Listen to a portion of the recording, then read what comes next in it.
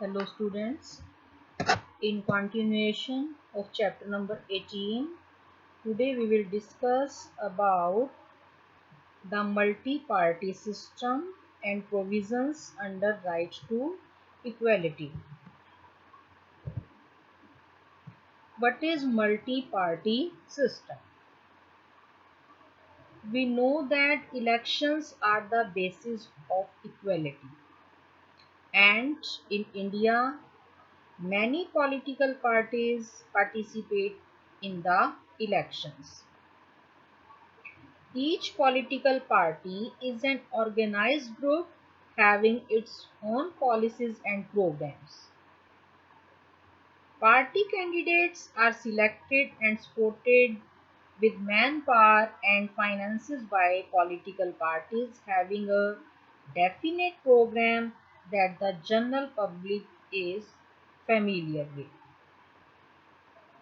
And independent candidates have to campaign on their own, so it is not an easy task for them, for independent candidate to contest the election.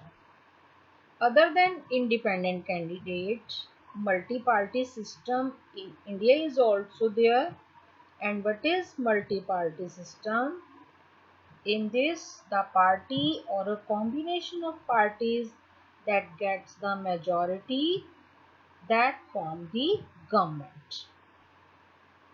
The elected leader of the party or a person whom the combination of parties supports become the prime minister. And a party or combination of parties which fail to get majority in the seat of election, they perform the role of opposition, means they are of opposition party. And what is the role of this opposition party? First, it protects the rights of the people, and second, it keeps a check on the activities of ruling party.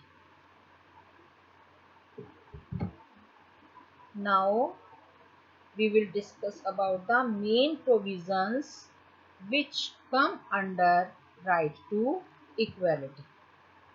As you know, our constitution gives us right to equality, and under this right which provisions comes? First is all citizens are equal before law.